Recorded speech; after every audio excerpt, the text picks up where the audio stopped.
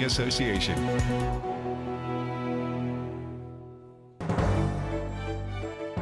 This is American Family News. I'm Steve Jordahl. A shooting in Midland, Texas has left one person dead and 9 others in the hospital. Police say a suspect was killed after a brief standoff. The incident started around 8 a.m. Friday in one part of the city before ending up near a veterinary hospital. Video from someone who works near the veterinary hospital showed a number of officers pouring out of the back of an armored police vehicle. One witness said it sounded like at least 40 gunshots were fired. Tyler Robinson, the suspect charged with assassinating Charlie Kirk, appeared in court Friday morning for a key hearing, that ahead of his upcoming murder trial.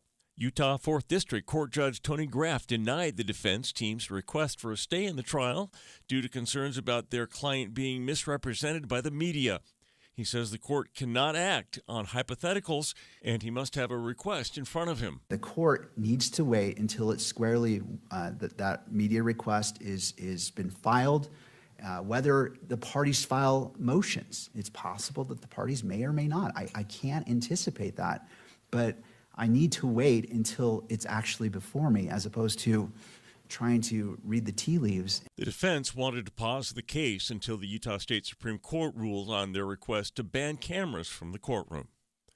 President Trump says he believes Iran is close to signing a peace deal, even as the country launches more drones. Fox's Lucas Tomlinson has more from the White House. President Trump says he believes Iran is close to signing this memorandum of understanding to begin dismantling its nuclear apparatus. But then hours later, Iran fired 2 drones into the Strait of Hormuz, targeting commercial shipping. Both those drones shot down by U.S. forces. And President Trump, taking to Truth Social this morning, says the terms that Iran leaked out to the fake news have nothing to do with the terms that were agreed to in writing. What they said, including their weak and pathetic statement on having a deal, bears no relation to the truth. Very dishonorable people to deal with. With them, there is no such thing as dealing in good faith. At multiple points over the past several months, President Trump and Iranian leaders have put out conflicting statements regarding what's being discussed. An NBA player who says he's leaning on the strength of a Bible verse is now 1 win away from a championship.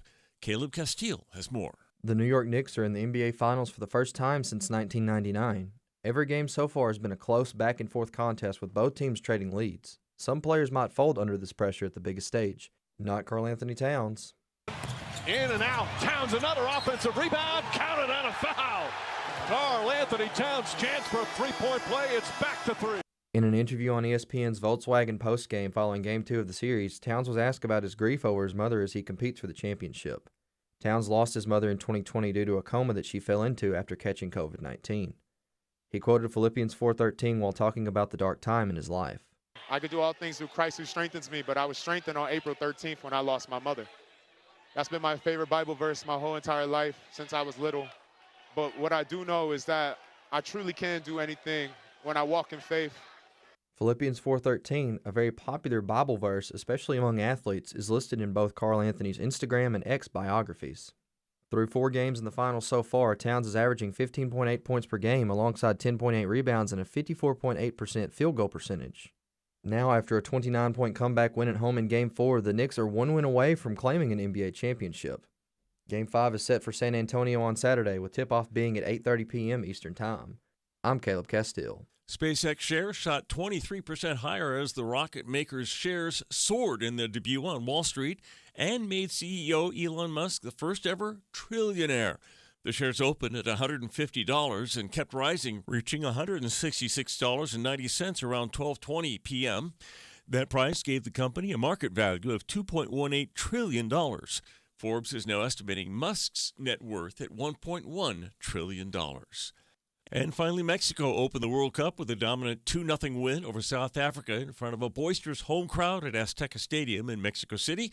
The United States and Canada get play started on Friday. For American Family News, I'm Steve Jordahl. Every day, AFA offers biblical insight on issues that others aren't willing to touch in the hopes that you'll become a world changer. That's why we're offering an in-depth worldview training course called Activate. 13 different professors teaching 18 sessions, all available online, including a printed workbook to help you apply what you've learned and 1-year access to AFA streaming content to give you even more resources. Find out more about Activate and sign up today at activate.afa.net.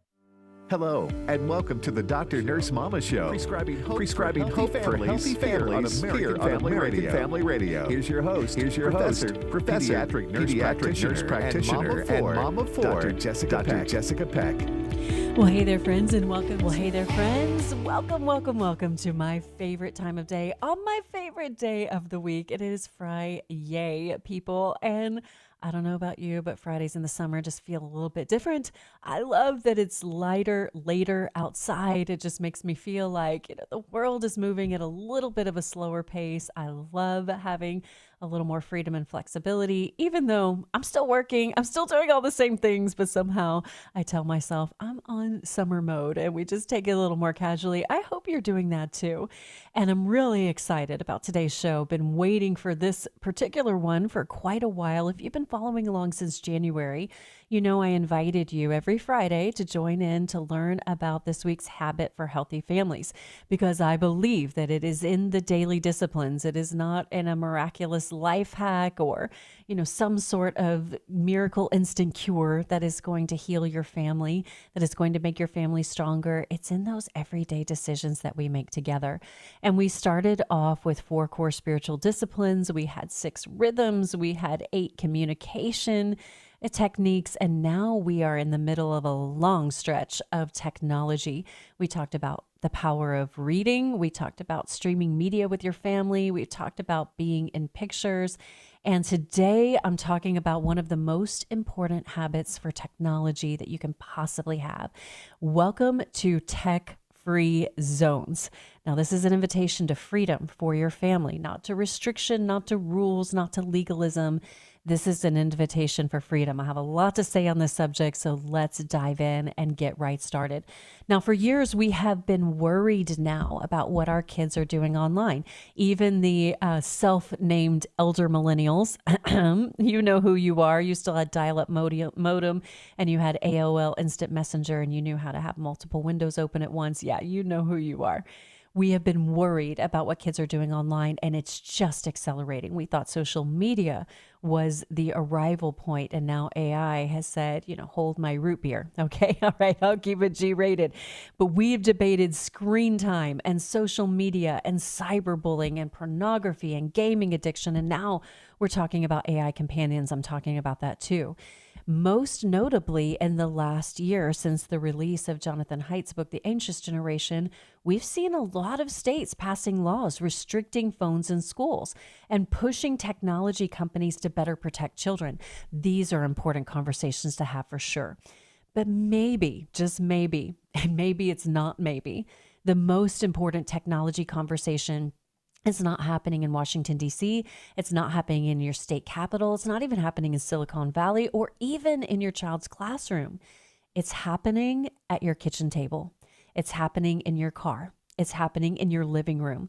And maybe that conversation is not happening because everyone is staring at a screen. And that's why I'm challenging you today. I'm really going to challenge you to create at least one tech-free zone in your home. And it's not because technology is inherently bad. It's because relationships are so good. It's because God made the family, and God made the family relationships to be really a sacred part of this life. The home is God's primary training ground for discipleship. We all know this, even though sometimes we don't act like that. It's not the church. It's not Bible study. It's not life group. It's not a Christian school. It's not online. It is in the home. And Scripture repeatedly paints a picture of faith being passed down in the ordinary rhythms of life. You see where I'm getting inspiration from the healthy habits. Deuteronomy 6 tells us when you sit at home, when you walk along the road, or ride your donkey or camel in that time, or now driving along the road, or riding your electric bike, or whatever it is, when you lie down and when you get up. Think about how many of these places now, when you sit at home, when you drive along the road, when you lie down, when you get up, how many of those times do you more often than not have a phone in your hand. Those moments are not of connection, are not going to happen if every bit of that quiet space that is given to us in Scripture is filled with scrolling, swiping, streaming, or constant notifications. The average American spends hours and hours and hours. It depends on which demographic, which study you look at, but we are basically having part-time or full-time jobs on a screen. This is outside of any work or school requirements, and devices have quietly taken over every corner of our lives. We check our phones before our feet even hit the floor in the morning. We scroll while we're eating.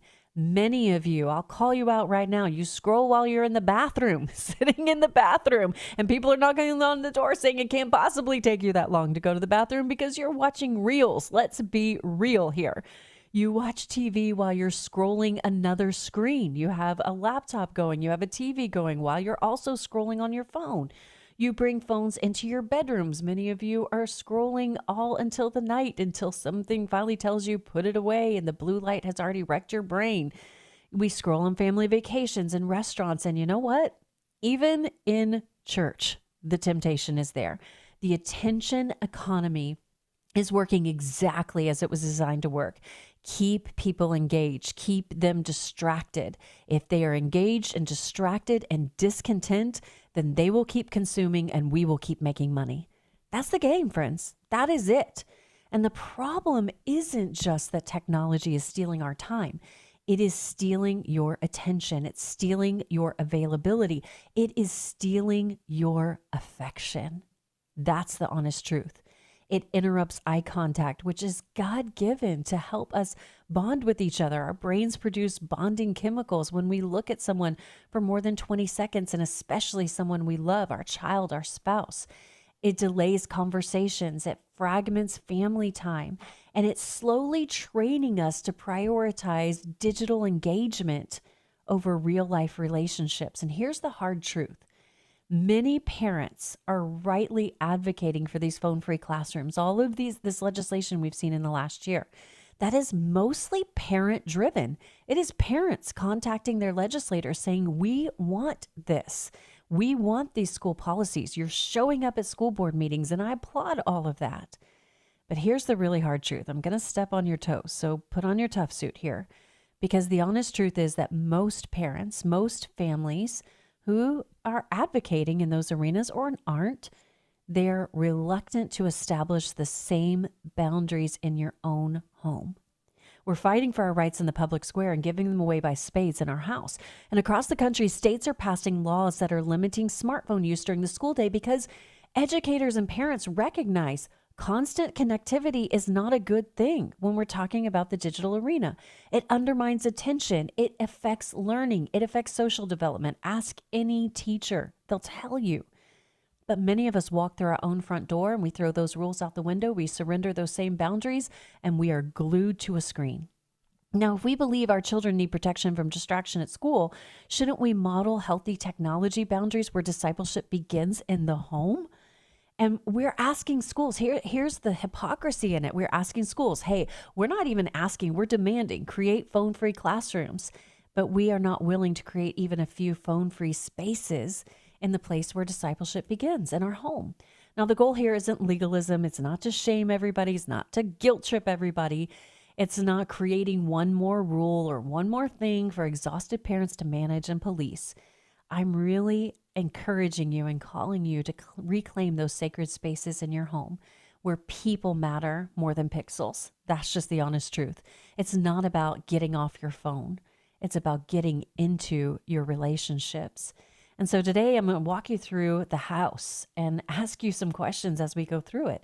What would happen if your family intentionally reclaimed even one space in your ecosphere here for connection, for conversation, for rest, and the presence of God? Now, our homes actually are discipling us. Have you ever thought about this? How the physical home is shaping your family's discipleship journey? Every routine, every habit, every default behavior, every way that your space is designed and set up and equipped with technology, it teaches our kids discipleship. It is teaching our kids what matters most, what is the center of the room. And honestly, for many decades now, a TV is the center of a lot of rooms, center of the living room, it's the center of the bedroom. And the question is not whether our homes are forming us. They are. It's what they're forming us into. Now, technology can be a wonderful helper, but it makes a terrible, terrible master. And if we don't intentionally define where it belongs in our homes, it's going to quietly expand until it occupies every available space. Now, let's look at how much we're engaged online, why we need tech-free zones. 41% of U.S. adults say they are online almost constantly, and a good number of other people are not being honest with themselves about how much they're online. This was a 2025 survey from the Pew Research Center, and 90% of adults, they say they use the internet daily, and probably close to 100% do, and just some don't even realize that they're using it. And so that's half of American adults describing themselves as being online almost constantly. It's not just a kid issue. This is a family culture issue. And when we look at kids, we know that teens spend an average of 5 to 9 hours a day on social media alone. And 51% report using social media at least 4 hours a day. Half of them are using it at least 4 hours a day. Now, if you times that times 7, that's 28 hours a week. That is definitely more than a part-time job. And we see other media outlets reporting that teens' overall entertainment screen use remains very, very high. Streaming, binge watching shows, and many teens spending the equivalent of a full-time job on screens outside of schoolwork. Screens is not an activity anymore. It's not something they're doing. It's a physical ecosystem they've built around themselves. And when we look at more than half of participating teens in one particular study, this was from 2023, these are teenagers who counted the number of notifications they received on their smartphones every day. And just take a guess how many you think it would be. You might think a dozen, maybe you'd even think 100. Well, the average was 237. Now, we'll be talking about notifications here in a couple of weeks. We'll be talking about that specifically, but that's one notification every 4 to 5 waking minutes. That's insanity. That is unsustainable. It is very hard to have a deep conversation with anyone when the digital world is knocking on your door every few minutes and we are not being disciplined enough to put our phones away and not pay attention to that. Let's talk about screens at the dinner table. Recent research published in a health journal found that parental phone use during meal times is associated with fewer shared family meals and less responsive feeding and interaction practices. It's just disengagement. That's what's happening. And another study found that people who had their phones available during meals said that the family felt more distracted and they didn't like or enjoy dinner time. They rank it lower. So having your phone on the table, not even just looking at it, having it on the table, it doesn't just divide your attention, it reduces the enjoyment of your family experience who's sitting across from you. And another study, this one was from the UK, this is a worldwide problem, found that about 39% of kids said that they have had to ask their parents to put down their phones during meals and please pay attention to me. I think this is really powerful because often as adults, we're quick to shame kids and quick to point the finger at kids. This is not a kid issue. This is not a Gen Z issue. This is a family culture issue. And that's one of the things that I'll talk about when we come back here specifically. I'm challenging you to have at least one place, and the 2 places I would recommend you starting are at your meal table and in the bedroom. Now, at the meal table, there was a nonprofit called the Family Dinner Project that summarized decades of research and reported that children who regularly eat meals with their families are more likely to have a larger vocabulary, do better in school, have a lower risk of depression and anxiety, lower risk of substance use, which I talked about yesterday, and stronger family relationships. And in the bedroom, we know that many research and experts, pediatric sleep experts, we've talked about this in sleep back when we talked about rhythms, that device use before bed is associated with delayed sleep onset and it suppresses melatonin. And you wonder why you can't go to sleep and why melatonin sales are booming is because we've depleted it with blue screens. And we are really going to dive in some more and talk about this. What can we do? Because technology is not just taking your time, it's taking your attention and your affection. When we come back, we'll have a cultural reality check about digital silos, and I'll tell you what to do about it. I'll see you on the other side of this break.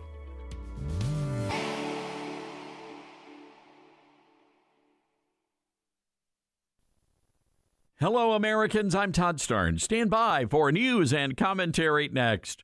Jesus is not welcome in a New York high school because educators say our Lord is not inclusive. Kennedy Canales is a student at Plattsburgh Senior High School.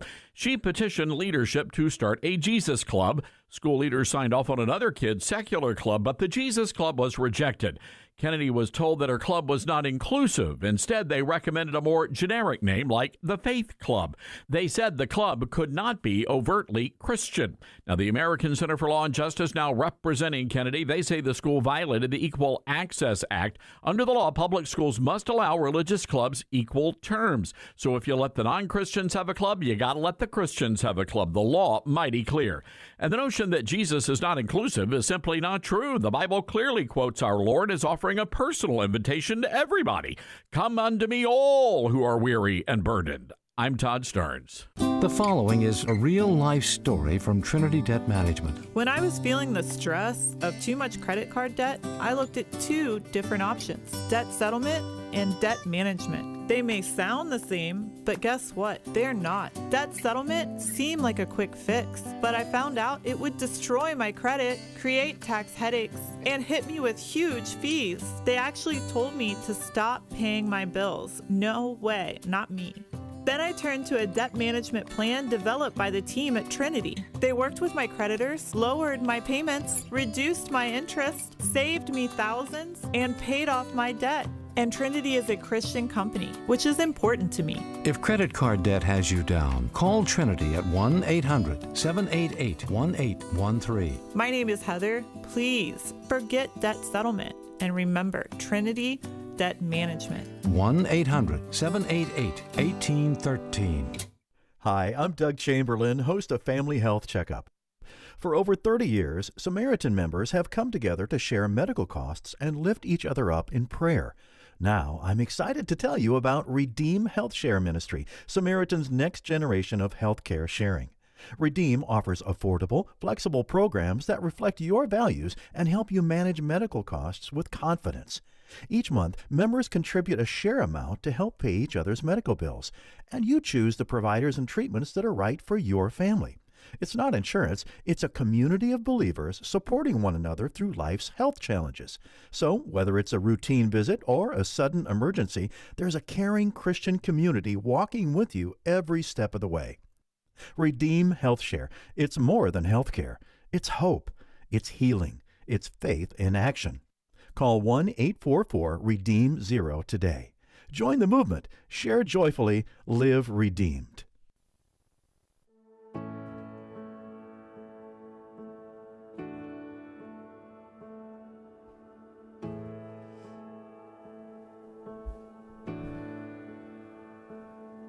This house has seen some better days, like the ones before the storm clouds came. Rain poured down and hard winds blew, left me holding on for dear life. Thought it never passed, but then one day I felt that sunlight touch my face. All I know is there's only one way how this house survived. On Christ the solid rock I stand, all other ground is sinking sand. No matter what, I will not be shaken. The rains may come, the winds may blow, but I will still be still and know this house is built on you, my foundation. Welcome back, friends. That is My Foundation by Jordan St. Cyr. And we're talking about your house today. And we're talking about how our homes disciple us. Our homes are not neutral the way that we have them set up. The physical spaces that we have for connection Do you have places where everybody can gather around? All of those things are so important. And today's habit is challenging you to create at least one tech-free zone in your home. We have an age of constant connectivity, and we need to create spaces not to limit technology, but to let relationships flourish. This is so important to say. And when we think about the first place that I would challenge you would be around your dinner table. And when you have a dinner table, I mean, most of the time, every kid has their own designated seat. You all sit in the same places every night. It says you belong here. Like, we are going to talk here. We're going to reconnect here. And this is really biblical. We've had author Ryan and Pastor Ryan Rush on talk. He has a book about reclaiming the dinner table. This is definitely something that is science supported. We know it works. It's just hard to do. Now, it doesn't have to be perfect. It does not. And we talked about having family meals together as one of the rhythms that we had. It doesn't have to be, classical music and candlelight and gourmet. It can be peanut butter and jelly standing around the kitchen counter together, just for a few minutes before you run out the door to a sports game. It's just about that consistency and having those moments and that shared rhythm and ritual of connection. And Jesus ministered around tables. The early church gathered around meals, and God repeatedly uses these ordinary spaces to create extraordinary spiritual formation. And we're really raising a generation, in Gen Z especially, that is increasingly normalizing this concept of being alone together. Now, let me explain what that means. That means we're physically present together, but emotionally, cognitively, psychologically, mentally, we are all in different places. We were sitting beside each other, but we are streaming completely different worldviews, and we're living in completely different digital worlds.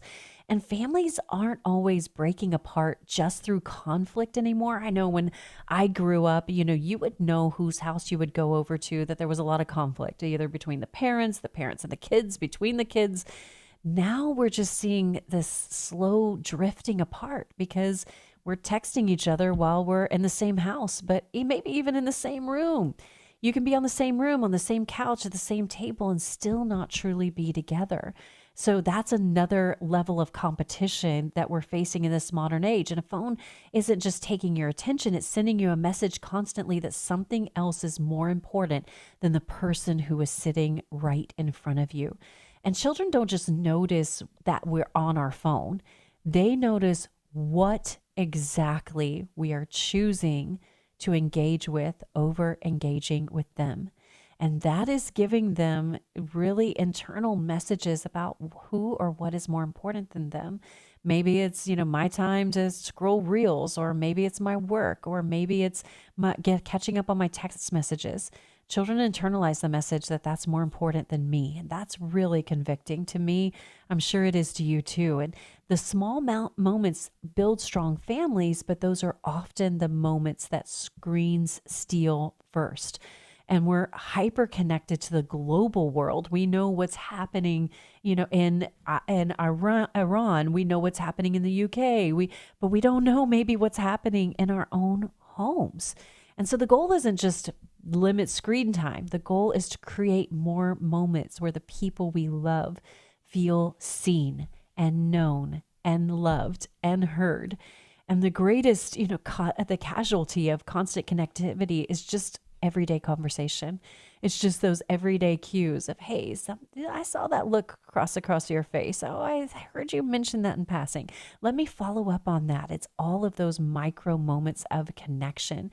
If you walk into any restaurant, I heard Walker talking about this on his show not too long ago, seeing toddlers with iPads, maybe multiple screens, or you have a school-age kid who's watching YouTube and a teenager texting their friends, and parents are scrolling through their email or the social media, and everybody's at the same table waiting for the same food, but everyone is living in a different digital world. We have normalized this.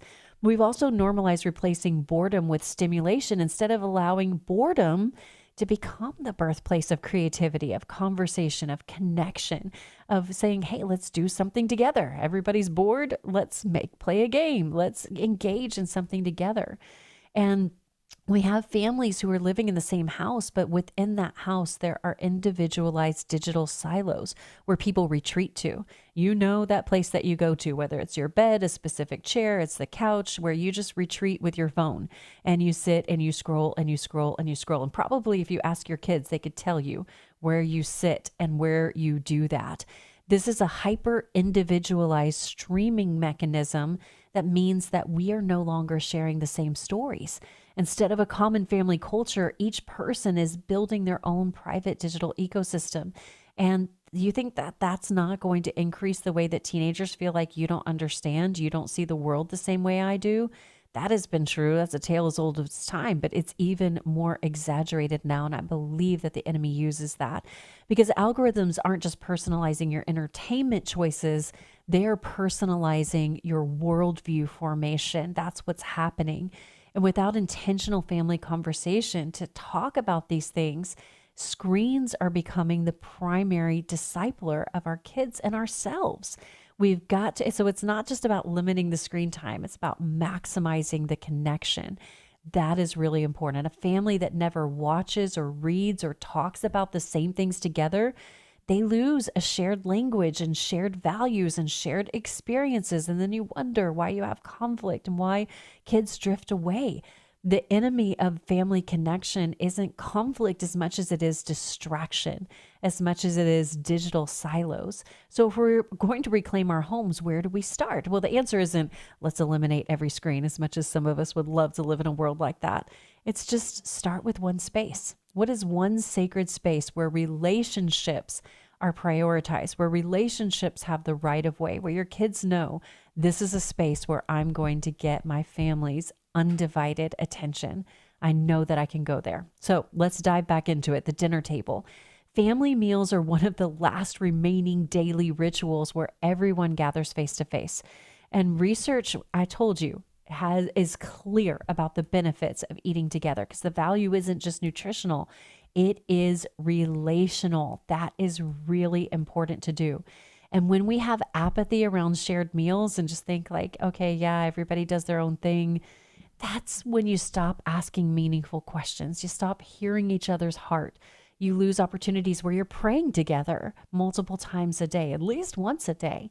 And gratitude is just replaced by consumption, and family identity is really transactional instead of relatable. So let me give you some practical alternatives. I challenge you to make your dinner table a screen-free zone for everybody and talk and replace it with communication. You can do highs and lows and where did you go? So we do high, low, and buffalo. High and low is self-explanatory. A buffalo is just something random, something funny, something unexpected. You could do that. Or a question as simple as where did you see God today? Or maybe a rose, a thorn, and a bud. That's the best part, the hardest part, what you're looking forward to. Maybe it's just saying a prayer together around the table. Maybe it's just having conversation, letting younger kids ask questions or using conversation cards even if you need to. That is so important. I challenge you to do that, to make your family table somewhere where we don't have any phones.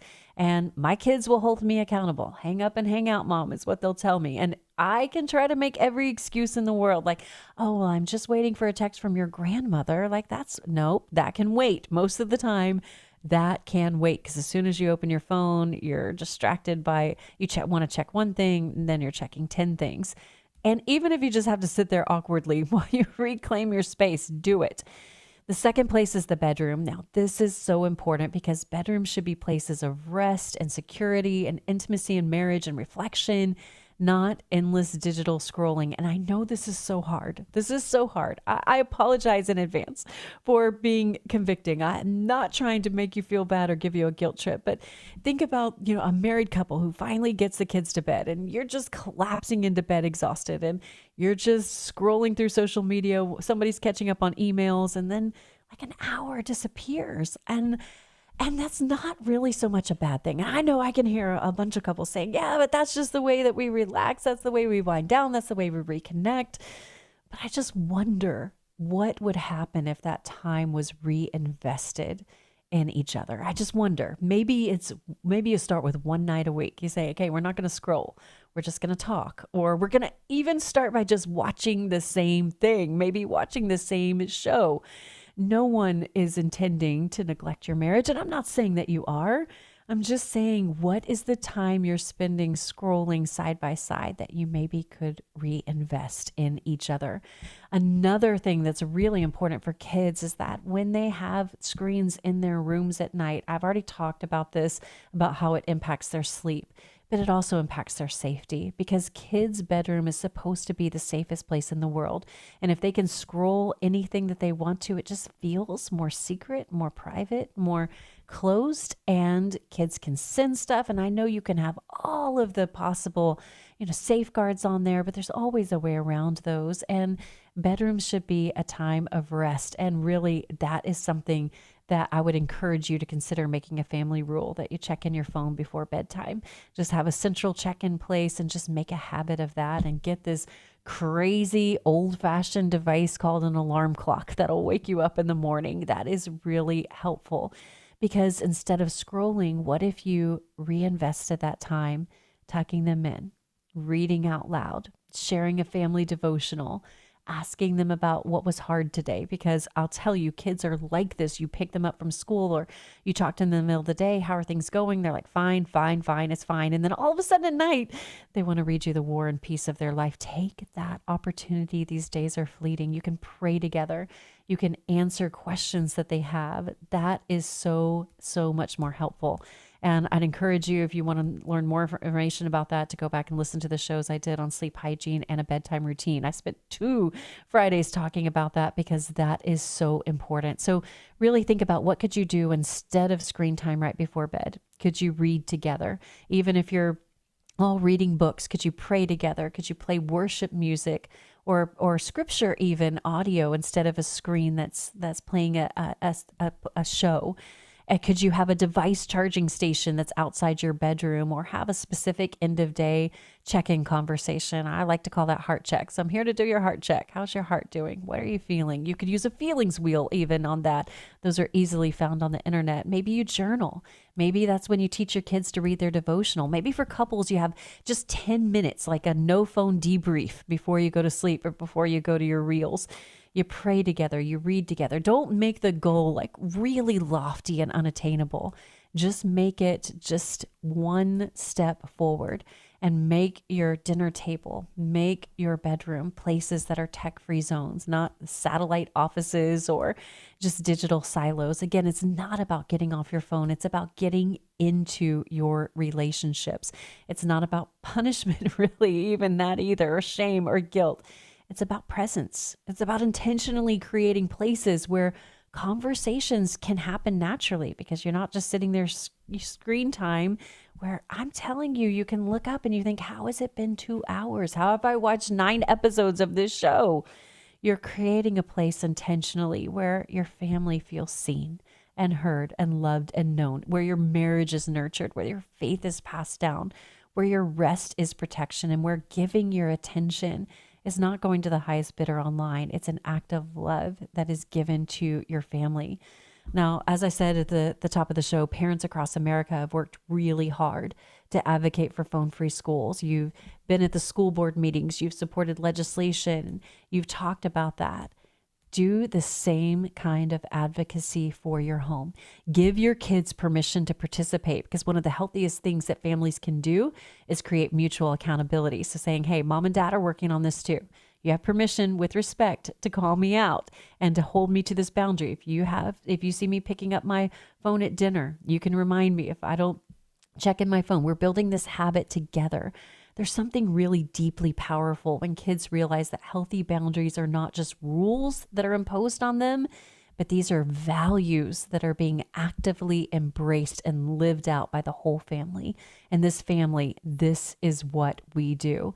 So I encourage you, maybe it's a different space for you. Maybe that's the car. That's another phone-free zone in my house, because where else do you have such a captive audience? And even your car can be a method of discipleship. Your kids are listening to what you're streaming, what you're listening to, what kind of music, what kind of influencers you're listening to. how you, shall I say, speak to people in traffic who maybe cut you off. These are all places for discipleship. And I encourage especially older generations, I'm including myself in that as a Gen Xer, we are often so hypocritical, pointing out that our kids are always on their phones when we're streaming news 24/7 and saying that, patting ourselves on the back for staying informed when really that news stimulates our brain in unhealthy ways that are fear-based, much like social media does. We can embrace the holistic health benefits of having some tech-free zones. When we come back, I'm going to give you some Homefront headlines related to this that I've been following this week. I'll see you right after this break.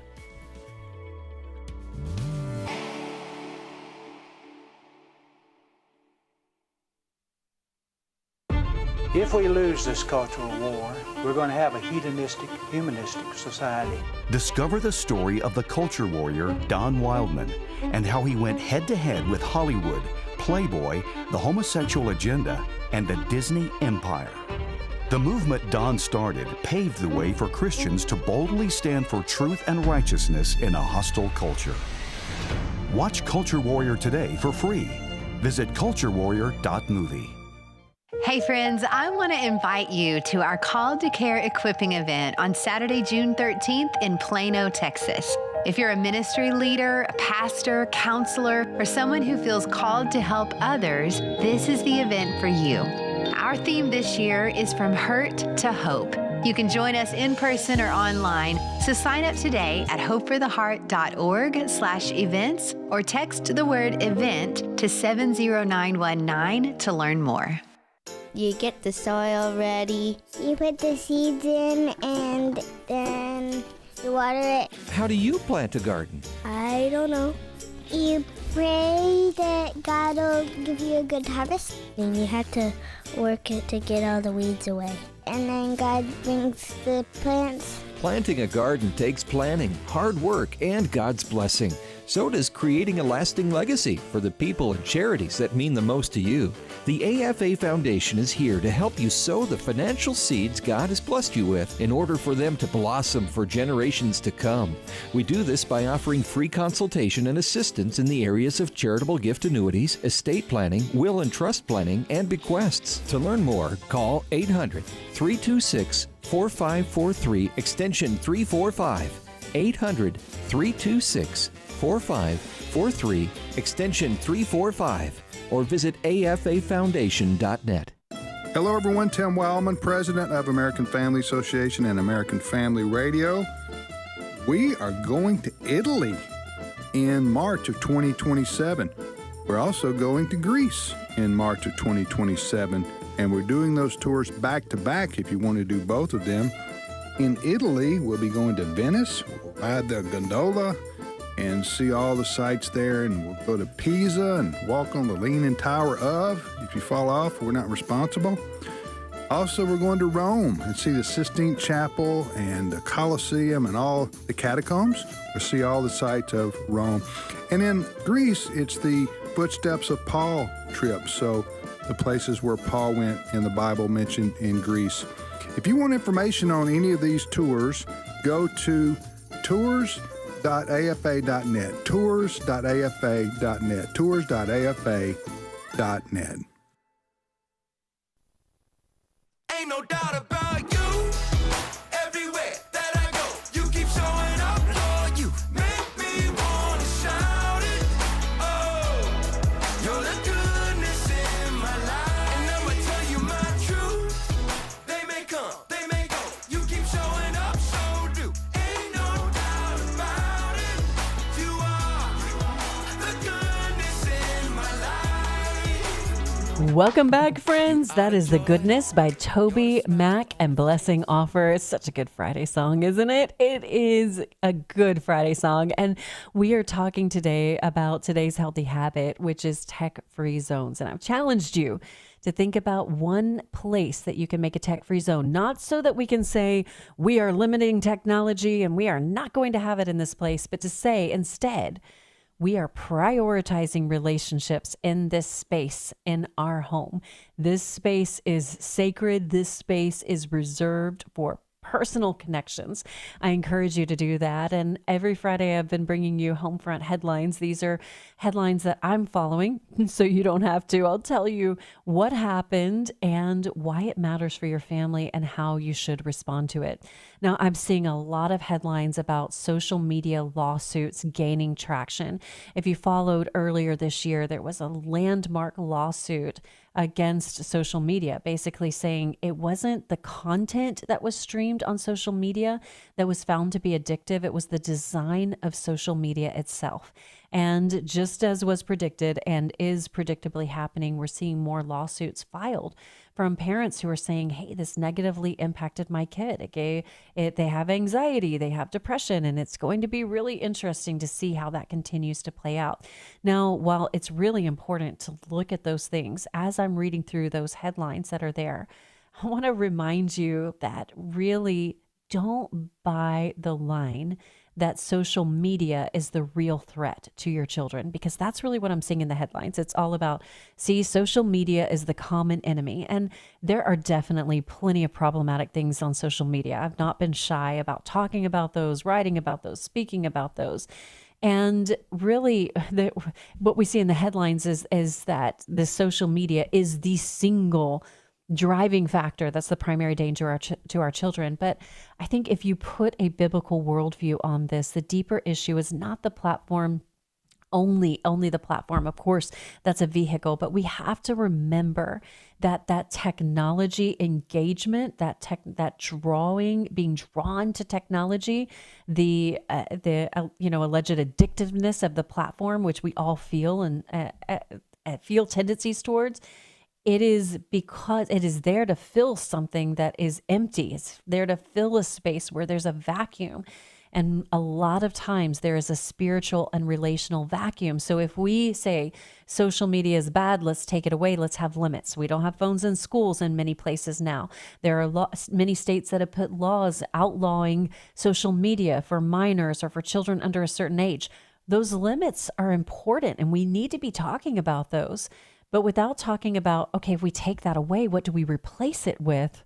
We're just going to find ourselves back to square one. And this is something well known when we look at the science, at the treatment of addiction, that addictions often, if you take away one thing, it will transfer to something else. Alcohol can transfer into something else, because that if you don't address that underlying cause of what caused you to self-medicate in the first place, we're not going to make much progress. So yes, let's talk about the harms of social media, of smartphones, of engagement, but let's also not forget to talk about what we're going to replace them with.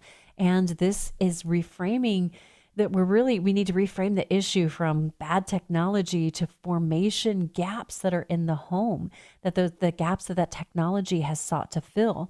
If children lack consistent connection and conversation and discipleship and identity formation in Christ, algorithms are definitely primed to fill that space, because they're looking to market attention, and consumption is what they are.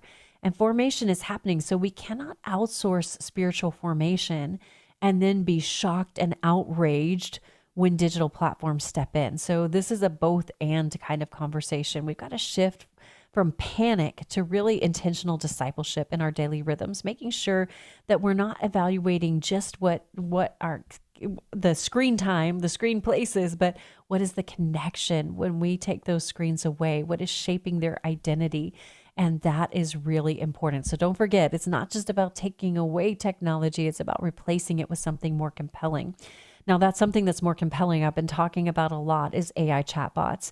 And one of the headlines that I saw this week is that kids especially are increasingly turning to AI chatbots for mental health advice and emotional support. This report that I saw said that 1 in 4 kids under 18, teenagers under 18 years of age are regularly using AI chatbots for mental health advice and emotional support. This just really mirrors what I'm seeing on the ground, what I'm seeing when I talk to kids, because these systems are very accessible. They're always available. They emulate human emotions. They mimic or imitate them, like empathy, and they seem to be really great conversationalists. So that can be really tough competition for parents who aren't always available because they're working to try to keep a roof over their family's head and food on the table and drive to the places that you need to go and just pay for life and all of the distractions that are normal for us. It really is a sharp contrast for kids thinking, hey, this AI chatbot really cares about me because it always has time for me. Mom, dad, they don't have time to talk. They're not looking at me. They're not paying attention. I told them about this. They forgot. This AI didn't forget because it's programmed to remember. It asks me about things that happened in the past. It also tells me what I want to hear, maybe not necessarily what I need to hear. That is a really tough competitor, and parents should wake up and take notice of that. Because when we see some of the concerns that are brought forth about AI chatbots, they're still experimental. And they can have inaccurate guidance. They can create over-reliance on them. And it blurs the lines between what is human and what is artificial. And it matters because we see increasingly kids normalizing seeking emotional support from a robot.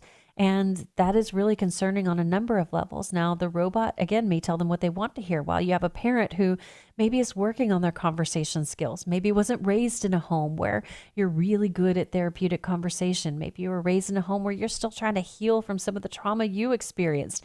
That's a difficult competition to have. But if the AI connection is bypassing key in-person protective relationships like parents primarily, or mentors or teachers or pastors or trusted clinicians, primary care providers. And this really raises the discipleship issue from a biblical worldview. Who is speaking into the issues kids are facing today, into their fear, their anxiety, their identity, their pain? And it's a relational concern because AI feels like a connection, and yet they still really are alone because AI is a robot. So again, just continue to have conversation about this. How should you respond to this? Well, normalize asking for help from real relationships first. Be very intentional in identifying to your kids who are trusted adults that they can go to, because sometimes it is really tough to come to a parent first. And I know that is really hard for some parents to hear. But it's not because they're trying to hide something from you, more than a lot of times they just really care about what you think about them.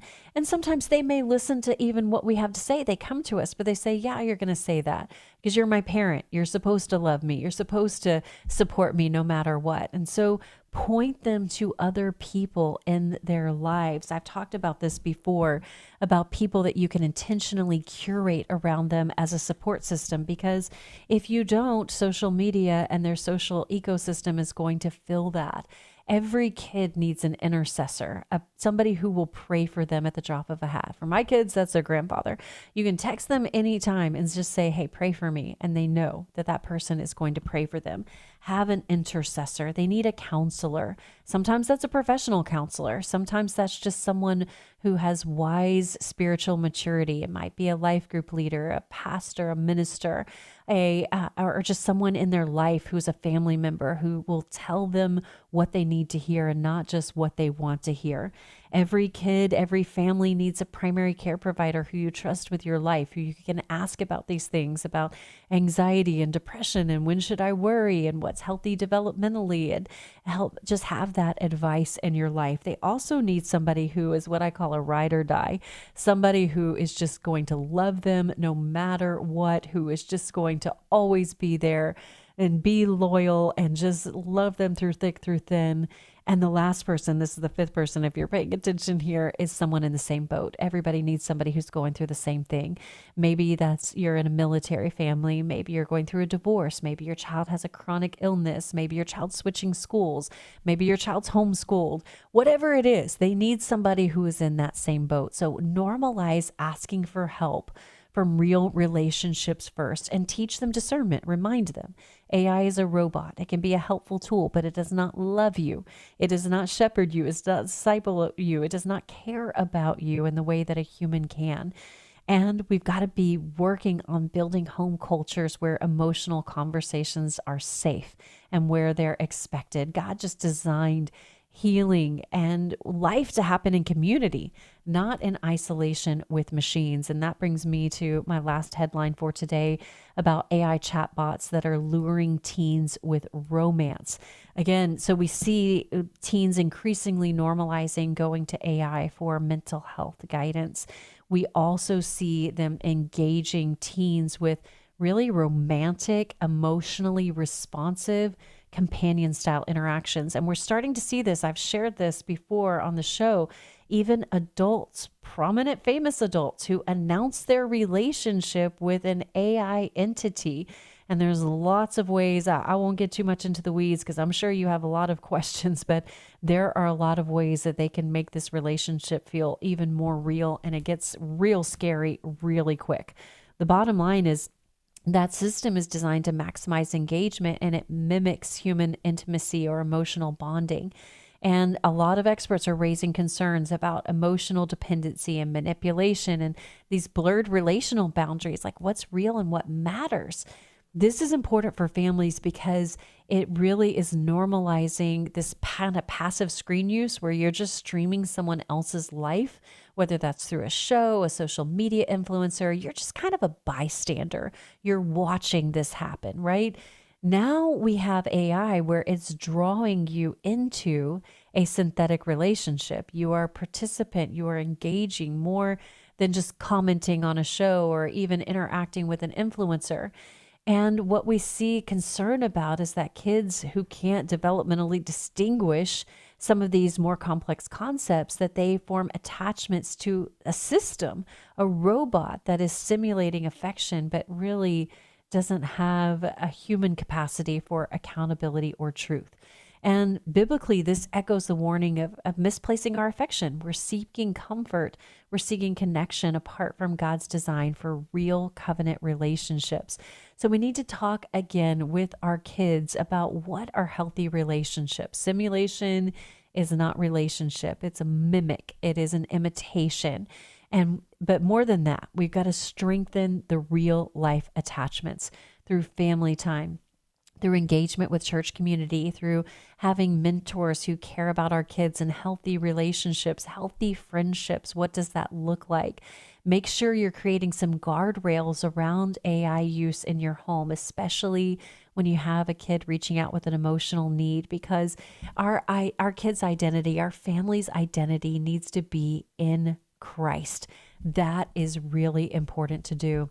And as we're looking at, just the connections that we have and these, the propensity of older generations to really call out, and if I'm being honest, hate on younger generations, I just want to end with a call to really look at ourselves. We need to look at ourselves. I'm convicted of this all the time.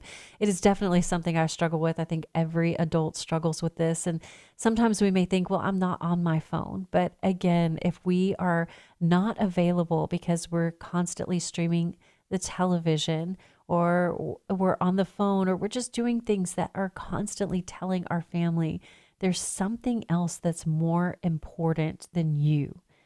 That is a message that we need to take to heart. We've got to model that real life is way richer than any engagement, any dopamine hit, any brain chemistry formation that I'm going to get from the next notification.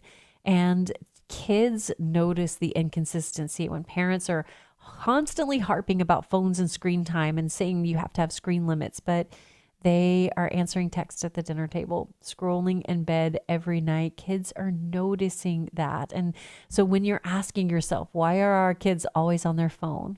Really take a good, honest look at what example am I setting of that? Because we often say, oh, well, mine's for work and mine's for, some other purpose. And that is just not always true. I want you to really think about the holistic health benefits you can have from tech-free spaces. Physically, you're going to get better sleep, better posture even, and better eye health, more mindful eating, reduced sedentary time because you're more active. Mental health reduces anxiety, comparison, helps you emotionally regulate without the need for screen engagement. Relationally, it can make more communication and empathy, strengthen your marriage and your family resilience. And spiritually, it's going to give you more space for God's voice in your life. So you don't have to redesign your whole family culture in one night. Just reclaim one space. Maybe that's one table, one room, 1 hour, one habit, one car ride. It's not perfection. It is intentionality. It's not just about getting off your phone. It's getting into your relationship. And as you do, I pray the Lord will bless you and keep you. I'll see you right back here on Monday.